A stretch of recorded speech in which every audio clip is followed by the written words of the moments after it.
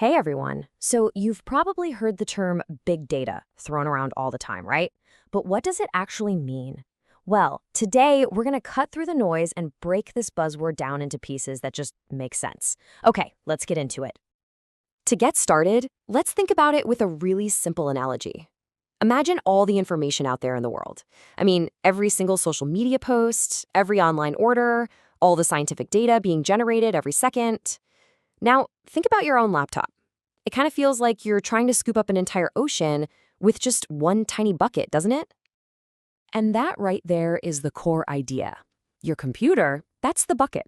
It's totally fine for your photos, your documents, your stuff. But big data, that's the whole ocean. We're not just talking about more data. We're talking about a completely different scale of problem that needs a totally different way of thinking.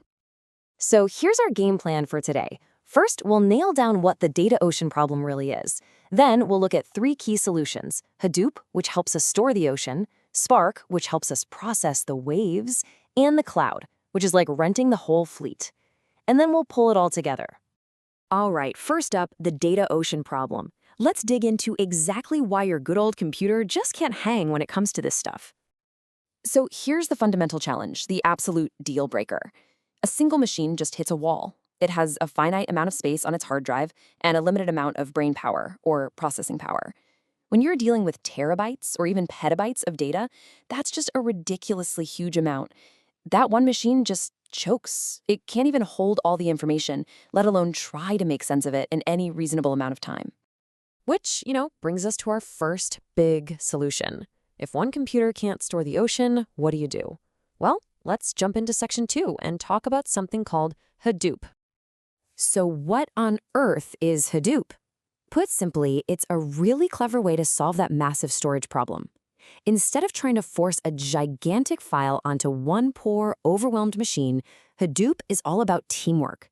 It takes that massive file and distributes it across a whole team of computers that work together. So how does that actually work? Well, picture this. You've got this enormous book, right?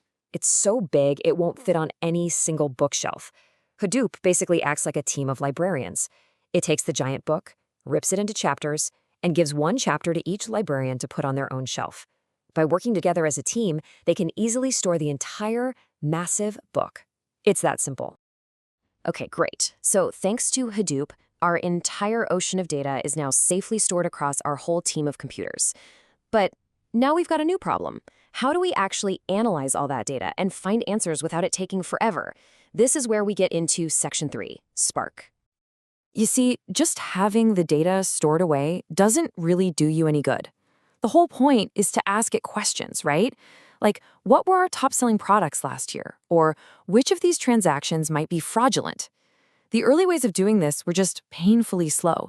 It was kind of like sending a single rowboat out to survey the entire ocean. And that's where Spark comes in. Spark is a processing engine, but it has a secret weapon. It does its work in memory. Now, think of a computer's memory, its RAM, as its super-fast, short-term workspace. The hard disk, on the other hand, is its slower, long-term storage.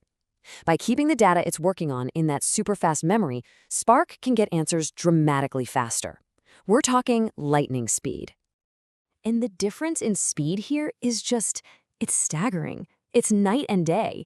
Older methods had to constantly go back and forth, reading data from the slow hard disk over and over, but Spark keeps what it needs right there in its fast memory, which lets it process those waves of information at an incredible pace. So we've got Hadoop to store the data and Spark to analyze it really fast. But this brings up a pretty practical question, doesn't it? Where in the world are you supposed to get this giant team of powerful computers? And that leads us right into section 4, the cloud. I mean, let's be real for a second. Very few companies, let alone individuals, have the money or the expertise to go out and buy and maintain hundreds or thousands of servers. That's a huge, expensive, complex operation. But here's the really good news. You don't have to.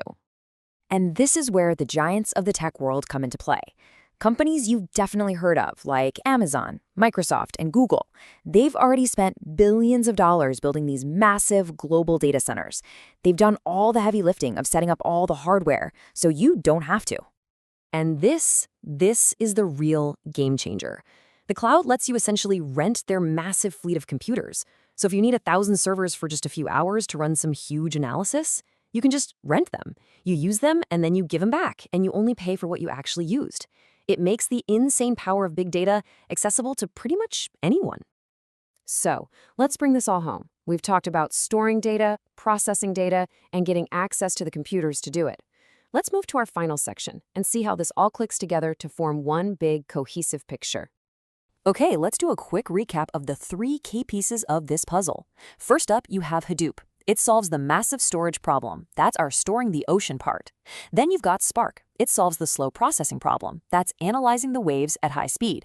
And finally, the cloud. That solves the access to hardware problem. It's how you rent the fleet. Each piece solves a crucial part of the puzzle. When you boil it all down, it really comes down to this single powerful idea. Big data isn't some kind of magic. It's just a set of tools. Tools like Hadoop, Spark, and the cloud that let us, for the first time ever, store and process information at a truly massive, mind-boggling scale. And that leaves us with a pretty fascinating thought to end on. We've finally built the ships and the navigation tools to explore this vast ocean of data. So the real question now is, what incredible new worlds are we going to discover just waiting for us over the horizon? Thanks for tuning in.